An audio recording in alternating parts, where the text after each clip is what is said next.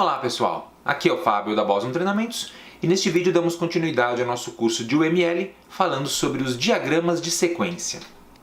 Bem, esse vídeo vai ser um pouco teórico, talvez um pouquinho pesado, porque eu vou explicar a teoria por trás dos diagramas de sequência. E no próximo vídeo eu vou mostrar um exemplo prático de utilização desse tipo de diagrama. Bom, para que serve um diagrama de sequência? O diagrama de sequência é um diagrama que a gente utiliza para enfatizar a ordem temporal da troca de mensagens entre objetos. Como assim?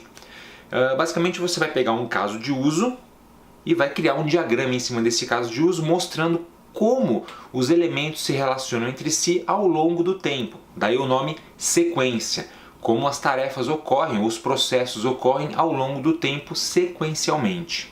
Assim, as interações entre os elementos serão mostradas na ordem que elas ocorrem, ou seja, é um diagrama que mostra uma sequência de eventos, daí o nome do diagrama, diagrama de sequência. Os diagramas de sequência têm várias aplicações. Eles ajudam a identificar como os objetos vão interagir uns com os outros, tá? Para implementar as funcionalidades que você quer definir.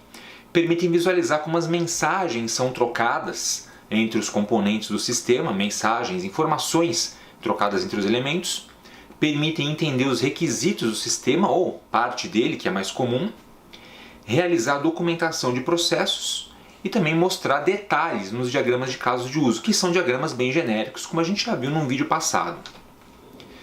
E o diagrama de sequência ele é composto por um monte de elementos. É um tipo de diagrama que é complexo, a gente pode defini-los dessa forma, são diagramas complexos. Então o que a gente pode ter num diagrama de sequência? A gente vai ter atores, como os casos de uso têm, os objetos que participam da interação, que é evidente, as mensagens trocadas, que podem ou não ter parâmetros indicados, e a gente vai ter elementos específicos, como linha de vida, caixa de ativação, operadores de controle estruturado, foco de controle, gate e outros elementos. Então tem bastante coisa para a gente olhar sobre os diagramas de sequência. Vamos começar apresentando os atores. O que é o ator? O ator é um papel que interage com o sistema em si, com os objetos dentro desse sistema. O ator é algo que está sempre fora do escopo do sistema, ou seja, ele é externo ao sistema. Ele vai aparecer no diagrama, mas de forma externa ao sistema em si.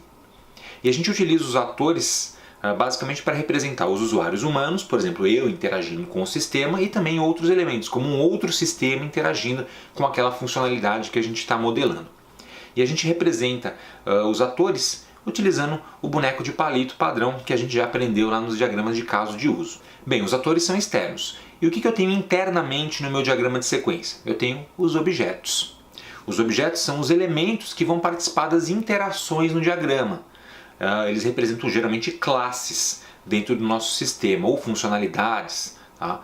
E eles interagem por meio de mensagens. As mensagens são informações trocadas entre si, a gente já vai falar sobre elas.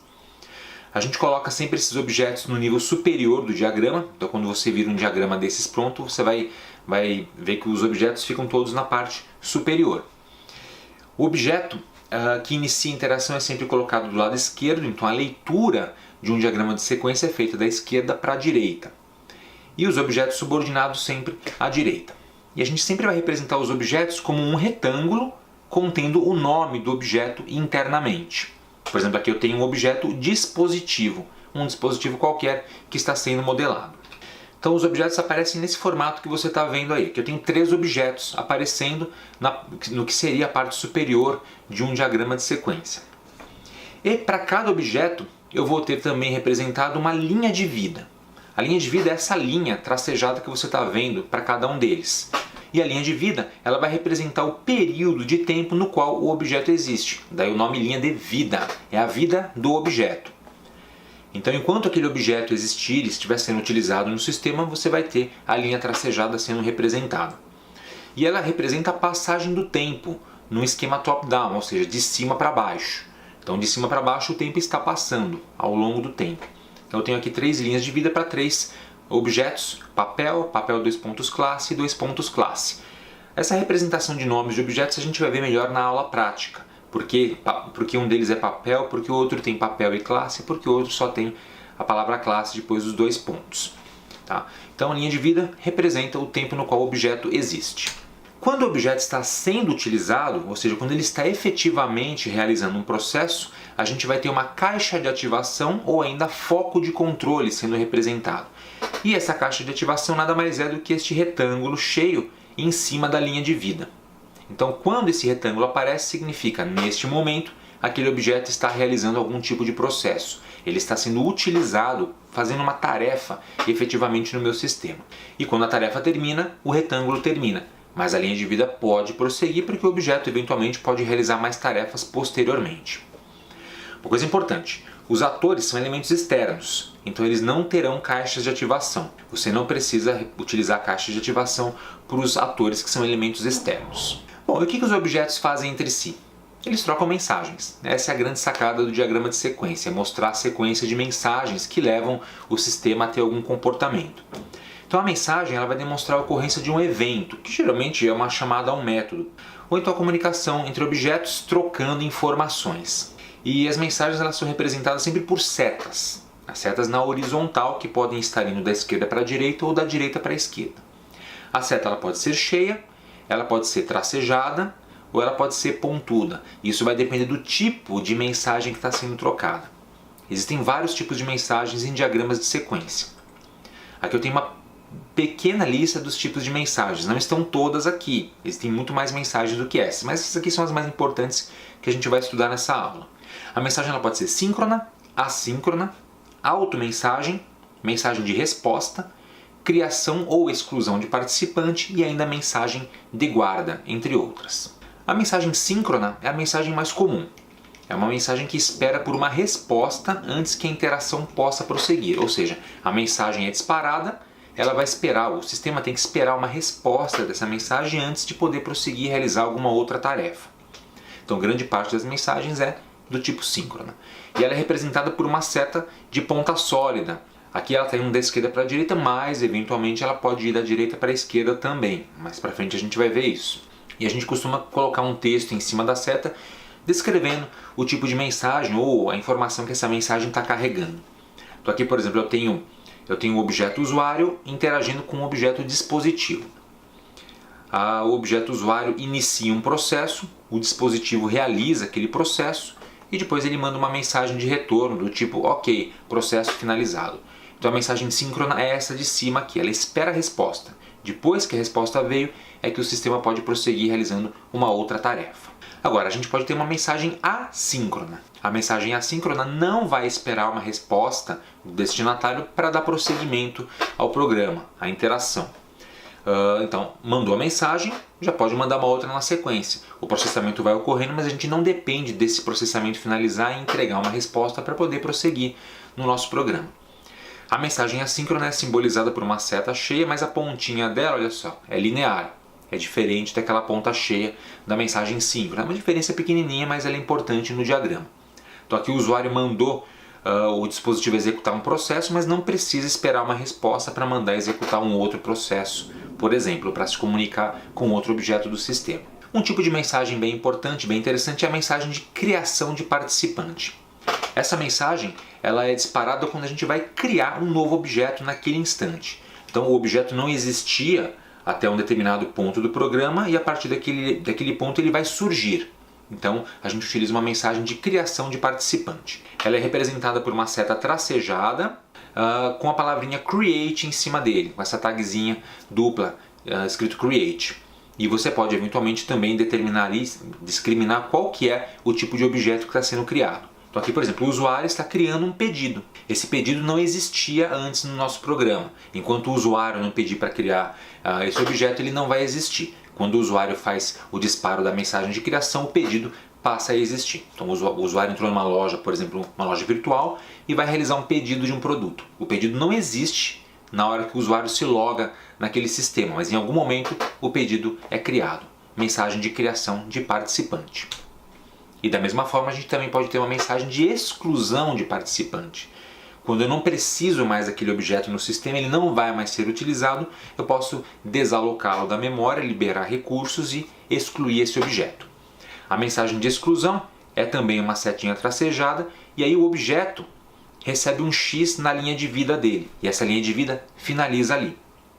Então acabou a linha de vida, acabou o objeto. Perceba que nessa minha ilustração a linha de vida do usuário prossegue, mas a do pedido finaliza em determinado instante, quando aparece o xizinho da mensagem de exclusão. Temos também a automensagem, que é uma mensagem quando o objeto ele faz uma chamada a si próprio. Então o objeto precisa realizar um processo que refere-se a si próprio. A gente vai chamar isso de automensagem.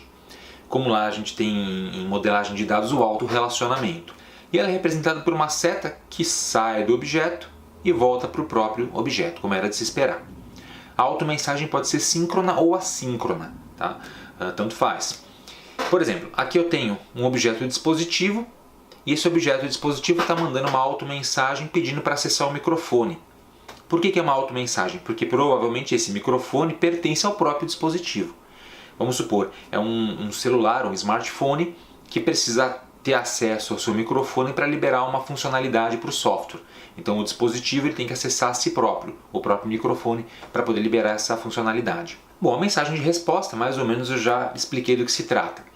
Também chamada de mensagem de retorno, ela identifica uma resposta a uma mensagem que foi enviada para o objeto. A mensagem foi enviada para o objeto, um comando ou uma informação, e esse objeto retorna para o chamador uma resposta, podendo ser uma informação específica ou apenas uma mensagem de êxito. Ok, deu certo, ou então não, deu erro. É uma mensagem de resposta. A gente vai representar essa mensagem por uma linha tracejada, apontando para o objeto que recebe o resultado de retorno. Aqui, por exemplo, eu tenho consultar cliente, chamando um método concli, que recebe um valor do tipo long, por exemplo, um código do cliente. E a mensagem de resposta são os dados do cliente na forma de uma string. Então consulto o cliente, eu passo lá o número do cliente e retorno e recebo como resposta o nome do cliente, por exemplo, entre outros dados. Então essa a gente vai chamar de mensagem de resposta. Tá? Veja que o processo ele inicia e finaliza, né? Inicia com a mensagem síncrona e finaliza com a mensagem de resposta. E um outro tipo de mensagem que a gente costuma ter também nesse tipo de diagrama são as mensagens de guarda, que são usadas para modelar condições. Ou seja, eu vou disparar uma mensagem, né, de um objeto para outro, mas essa mensagem ela vai com uma condição específica. E a gente utiliza as mensagens de guarda para restringir fluxo de mensagens de acordo com um critério especificado. A gente vai representar esse tipo de mensagem com uma elipse ao redor da setinha da mensagem. E lá dentro da elipse a gente escreve com a condição. Aqui, por exemplo, eu estou disparando uma mensagem de um objeto A para um objeto B, mas essa mensagem, por exemplo, que pode ser a invocação de um método, só vai ser efetivamente executada se a nota for maior do que 7. Então poderia ser, por exemplo, uma mensagem disparando um método para imprimir um certificado de um curso que o aluno fez. Mas o certificado vai ser emitido se a nota for maior ou igual a 7, senão essa mensagem não é emitida. É um exemplo do uso de mensagens de guarda. E resumindo as mensagens, eu tenho aqui alguns exemplos. O primeiro exemplo é uma mensagem síncrona simples, solicitar abertura de conta. Então mandei uma mensagem síncrona pedindo para o sistema bancário abrir a conta do usuário e vou esperar uma resposta, tá, desse processo. A mensagem também pode disparar um método, como a gente acabou de ver. Aí a gente escreve em cima da seta da mensagem 2 pontos, o nome do método e argumentos que houverem para esse método trabalhar. Mensagem de exclusão, geralmente você vai ter ele destruir ou excluir e os parênteses na frente, lembrando, setinha tracejada. A automensagem vai e volta para si mesmo. Ali eu tenho mostrar erro, por exemplo, uma tela que precisa mostrar um erro na própria tela, então ela vai chamar a si própria. E a mensagem de resposta, a setinha tracejada, geralmente da direita para a esquerda, senha OK. Então o usuário entrou com a senha dele para logar no sistema e o sistema retornou senha OK, se está logado no nosso sistema. Além das mensagens, os diagramas de sequência também têm um elemento chamado gate. O gate também tem tudo a ver com as mensagens, na verdade. Ele é o final de uma mensagem ou o início de uma mensagem. Um ponto de conexão entre a mensagem que está dentro de um fragmento, dentro de um processo, com outra que esteja fora do processo. Por exemplo, um ator externo enviando uma mensagem para dentro do meu diagrama. Ou um diagrama de sequência se comunicando com outro diagrama de sequência. Aqui a gente tem, bem claro, dois gates sendo utilizados. Eu tenho o objeto 1 e o objeto 2 interagindo, e os gates estão interagindo com o objeto 1. Veja que da borda do meu diagrama parte uma mensagem para iniciar um processo no objeto 1. Essa borda aqui a gente vai chamar de gate, é o ponto de entrada. E o retorno, a resposta do objeto 1, também volta para o gate. Veja que a pontinha da seta está de novo na bordinha do nosso quadro. Então é uma mensagem de sair, está saindo na verdade de dentro do nosso diagrama. Então a gente vai chamar esses pontos de conexão de gates. É bem fácil de entender esse conceito. Os objetos têm um tempo de vida, que é o tempo em que ele existe. E isso independe do objeto estar ou não realizando algum processo. Quando o objeto não é necessário no sistema, a gente expira o tempo de vida dele e destrói o objeto. A gente já falou isso anteriormente quando eu citei as mensagens de exclusão de participante. Tá? Então, esse é um conceito também bastante simples. Lembrando que o objeto pode expirar, não necessariamente ser destruído deliberadamente por um processo, mas simplesmente porque o tempo de vida dele expirou e não é mais necessário no sistema. Bom, um outro conceito importante que a gente vai ter nos diagramas de sequência é o conceito de fragmentos combinados e do controle estruturado dentro deles. A ideia aqui não é complicada, é mais ou menos o seguinte: geralmente dentro de um processo você vai ter condicionais, loops e outras estruturas lógicas. E a gente pode representar essas estruturas lógicas dentro de um diagrama de sequência também. Para isso a gente utiliza o fragmento combinado, que é um quadro à parte, e operadores de controle estruturado lá dentro. Então o fragmento combinado, ele define a combinação dos fragmentos de interação. E ele é definido por um operador de interação, que é um operador que vai determinar qual é o tipo da lógica aplicada, se é um condicional, se é um loop e assim por diante. Então, eu tenho vários tipos de operadores de interação disponíveis para utilizar no diagrama de sequência, e aqui eu tenho uma pequena lista de alguns deles. Você vê em amarelo os tipos de operadores de interação disponíveis: execução opcional, condicional, paralela, loop, as iterações, ordem sequencial estrita, interação inválida, interação com outro diagrama é possível, quebra de execução ou exceção e até mesmo operador de negação. Eu não vou explicar todos eles agora, porque é extremamente longa essa explicação para todos esses tipos de operadores. Vou mostrar apenas um deles. Então isso aqui seria um operador out, uma execução condicional. Aqui você está vendo então a cara de um diagrama de sequência, com os objetos, as mensagens sendo trocadas, e esse quadro que está no meio do objeto, esse quadro aqui, é o nosso fragmento, com o nome out, que indica qual é o operador que ele está representando. E o out, sim, basicamente é uma execução condicional. É um if. A gente tem um if-else aqui dentro do nosso diagrama de sequência.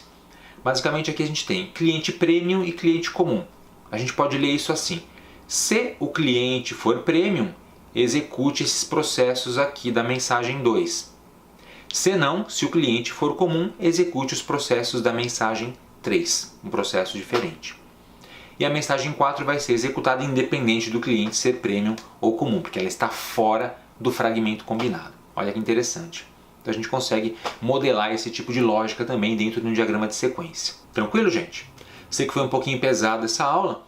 A gente viu uma parte teórica aí bastante densa do diagrama de sequência, mas tudo vai ficar muito claro no próximo vídeo, no qual eu vou mostrar um exemplo prático do diagrama de sequência. E a gente vai relembrar tudo que a gente viu, só que criando o diagrama na prática. E devo também trazer alguns conceitos adicionais. Aqui vocês têm as referências que foram utilizadas para a criação desse material, alguns sites e alguns livros que eu recomendo que vocês procurem e acessem para se informar um pouquinho melhor sobre diagramas de sequência e outros tópicos de UML. Então é isso aí, pessoal. Espero que você tenha gostado. Aproveite para se inscrever aqui no canal da Boson Treinamento se você não for inscrito ainda. Se já for inscrito, clique no sininho aqui embaixo para ativar as notificações e ser avisado quando a gente tiver conteúdo novo postado no canal. E não deixe de acessar o nosso website www.bosontreinamentos.com.br, além de nos seguir nas redes sociais que estão aparecendo aqui em cima. Obrigado e até a próxima!